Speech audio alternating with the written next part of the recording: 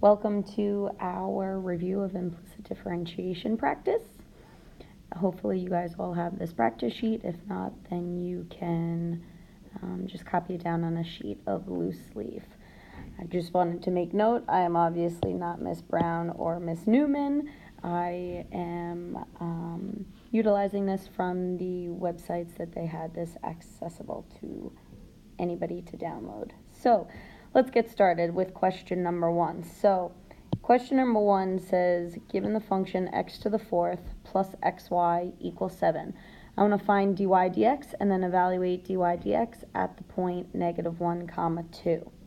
Now with implicit differentiation, we have to make sure that we are taking the derivative of both the x values and the y values, and that we are representing with either dx over dx or dy over dx based on whether we took the derivative of an x value or a y value.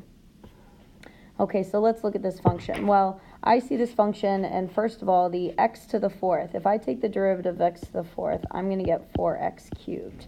Now, I took the derivative of an x value, so technically that would be dx over dx. But we know that that's going to simplify to 1, so it really is not necessary for you to write that in your problem. Now, when I go over to the next term, xy, this is a product rule. I have two separate functions there. I have an x function and a y function, so I'm going to need to do my product rule. So I have the first term times the derivative of the second term, which is 1 dy dx. And if you want to, you could just write dy dx since it's being multiplied by 1. Plus, I'm going to take the second term and multiply it by the derivative of the first term. Well, the derivative of x is 1, and since I took the derivative of an x value, I need dx over dx. And then I'm going to set this equal to the derivative of 7 is 0. So this is what I get after I immediately take the derivative. Now I'm just going to kind of clean this up a little bit and simplify what doesn't need to be written. So I have my 4x cubed, dx simplifies to 1, so I don't need to write that in. Plus, there really is no reason for me to have these parentheses here around my product rule, so we're going to get rid of those, and I have x times 1 times dy dx. So that is x dy dx plus y times 1 times dx dx. Well, again, that dx dx will simplify to 1, so I really just have plus y set equal to 0. Now, at this point, what's in green here would actually be sufficient as my answer in a short answer for a derivative statement. If they asked me to take the derivative, this would be sufficient work. However, they told me I wanted to evaluate at that point -1, 2. Well, -1 is my x value, 2 is my y value. So we are going to substitute in for those values for what I know. So I have 4 times my x value cubed plus my x value of -1 times dy dx plus my y value of 2. Set that equal to 0. Okay. Now my answer is I need to get dy dx set equal to some numerical value. That's going to be when I have my answer. All right, so I need to take this statement that I have right here, and I need to get dy dx by itself and all the numerical values on the other side of the equation. So now we need to simplify. So -1 cubed is -1, and -1 times 4 is -4. That's going to be minus this dy dx term plus 2 set equal to 0. Well, now I'm going to combine my like terms. So -4 and 2 is -2 minus dy dx set equal to 0. I'm going to add dy dx to both sides. And so I end up with my dy dx equal to -2. And that is my answer to this question.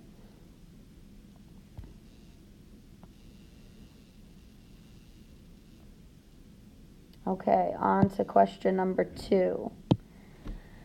Question number 2 is very similar to question number 1. I am given a function. I want to find dy dx, and then I want to evaluate it at a given point. So again, 3 is my x value, 1 is my y value. So the first thing we need to do is take the derivative of my function. Well, I have another product rule over here.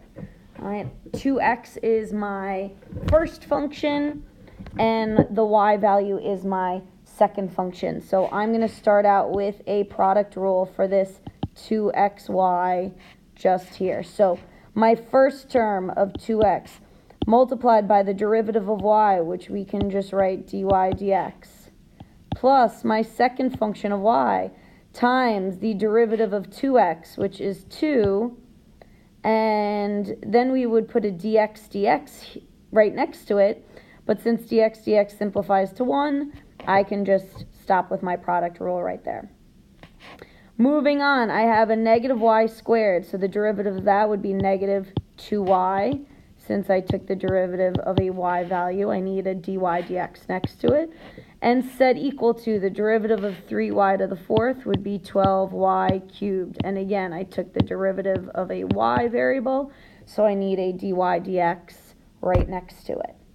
Now again, I'm just going to kind of clean this up a little bit. So I have 2x dy dx plus 2y minus 2y dy dx equal to 12y cubed dy dx. Now be careful when you're going to simplify your terms here. You could, if you wanted to, solve for dy dx immediately and then plug in this coordinate later. However, it's better for your simplification process if you plug in right away. It will go a lot easier for you. So your x value is 3 and your y value is 1. And again, a y value of 1. So I have 6 dy dx plus 2 minus 2 dy dx equal to 12 dy dx. So we're going to combine like terms. So I have a positive 6 dy dx and a negative 2 dy dx, which is going to be 4 dy dx plus this 2 that doesn't have any derivative notation next to it equal to 12 dy dx. So we are going to subtract the 4 dy dx from both sides, and I end up with 2 equal to 8 dy dx, and when I divide both sides by 8, my dy dx would be equal to 1 over 4. Now again, let's just kind of recap what exactly this means. Dy dx is your derivative, right? So that means that 1/4 is the slope of the tangent line. It's the slope of the line tangent to the curve at the point 3, 1. So if I was to draw a quick sketch of this function and I went to the point 3, 1 and I drew a tangent line at that point, the slope of that line would be 1/4. So let's not forget about that as we go along with these derivative statements. All right, we need to remember what the derivative statement actually represents. It represents the slope of the line that is tangent to the curve at that coordinate. All right, let's move down to question number 3 now. So I have another function that I am given, and we are going to do the same exact thing again. So hopefully you guys had already completed this work so that you can kind of just assess based on what I am doing. That would be beneficial. Or even if you hadn't been able to do the first 2 problems, now that you've seen me go through those 2, maybe it's a good idea to pause this video right now to try out question number 3 because it is a very similar problem. But let's move on. So I have 3x squared, which is one term, minus xy cubed, which is another term, but again, we have a product rule within that. So I'm going to be needing my first times the derivative of the second plus second times the derivative of the first. Just a little recap. Our product rule is officially if I have f of x times g of x, right? The official rule for your derivative would be the first function times the derivative of the second plus the second function times the derivative of the first. So again, in my mind, I write down exactly what I say. The first times the derivative of the second plus the second function times the derivative of the first. That is how I remember the product rule. So let's get going with it. So the derivative of 3x squared would be 6x. I took the derivative of an x value, so it would be a dx, but again, not necessary to write. Now, when I go with the product rule, I have this subtraction sign here. I am generally partial to leaving that out front and then doing my product rule inside. Some people prefer to have the negative x as their entire first term. It is up to you. I generally leave it out in front. So I have my first term is x and my second term is y cubed. So I have my first, which is the x, times the derivative of y cubed, which would be 3y squared dy dx, plus the second function times the derivative of the first, which would be 1 dx dx. And again, that's just going to simplify to 1. Set equal to the derivative of 6x is 6 dx dx. Again, the dx dx is not needed. So I'm going to just clean this up. So I have 6x minus 3xy squared dy dx plus y cubed. And the dx dx simplifies to 1. So really at this point, I am going to distribute this negative sign so that I can get rid of those brackets. So we have 6x minus 3xy squared dy dx minus y cubed equal to 6. So now I'm going to plug in my coordinates values. So I have x is negative 2 and y is negative 1. So 6 times my x value of negative 2 minus 3 times that x value of negative 2 times my y value of negative 1 squared dy dx minus that y value cubed, set equal to 6. So let's go on and simplify here. So I have negative 12. Negative 1 squared is equivalent to positive 1 times negative 2 times this negative 3 out in front. So I end up with a positive 6 dy dx set equal to 6. Oh, nope, I forgot a term. Sorry about that. Let's go on and erase. All right, I forgot about this minus negative 1 cubed. Well, negative 1 cubed is negative 1, so I'm subtracting a negative 1, so I have to add 1 there. So we have negative 12 plus 6 dy dx plus 1 equal to 6. So let's come over to some more space. I'm going to combine like terms. So the negative 12 and positive 1 becomes negative 11 plus 6 dy dx set equal to 6. Add that 11 to both sides. And we get 17. And so once I divide both sides by 6, I end up with 17 over 6 for my dy dx. And finally, question number 4. Question number 4 goes a little bit step further because what are we looking for? We are no longer looking for the first derivative evaluated at a point. I am now looking for my second derivative.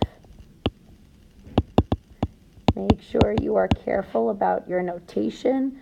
Second derivative, we can look at it as f double prime, y double prime. But if you use that dy dx notation, you need d squared y over dx squared. That is not the same thing as dy squared over dx squared or dy squared over d squared x. We need to make sure we're using the appropriate notation, and that is the only option. So I'm going to start out with my derivative. So taking the derivative of x squared, we get 2x. Now again, generally that would be over dx. But as we've stated before, it is not necessary to write that in because it is going to be simplifying to 1. Going over to our next term of y squared, derivative of that would be 2y. We do need to include the dy dx for our derivative notation. And then finally, the derivative of 3 is 0. Now, unlike the other cases where I could plug in a coordinate right away, I don't have that option here. I need to get to the second derivative. In order to do that, I first need to solve for my dy dx. So let's get that dy dx by itself in our equation. So I'm going to subtract over 2x on both sides. And then divide both sides by 2y. Oops, forgot that x there. So I get my derivative statement of, now the 2's are going to cancel, so I have negative x over y. Now we've actually seen this set up before in other problems that we've done in class. Notice how I started with an equation of a circle, and my dy dx statement ended up as negative x over y. That is not a coincidence. That is always going to happen. So now that I have my first derivative, I'm going to be taking the derivative of my first derivative to get my second derivative. Now I need my quotient rule here since I have a rational function. So let's review our quotient rule. Our quotient rule, as we've talked about in class, the way I remember it best, is you are taking your low function multiplied by the derivative of the high minus high times the derivative of the low over low squared, or as we have done in class, our yodeling, right? Low d high minus high d low over low squared. So let's get to it. So my low function is y, my high function is the x. So I have y times the derivative of that high function, which is actually technically negative x.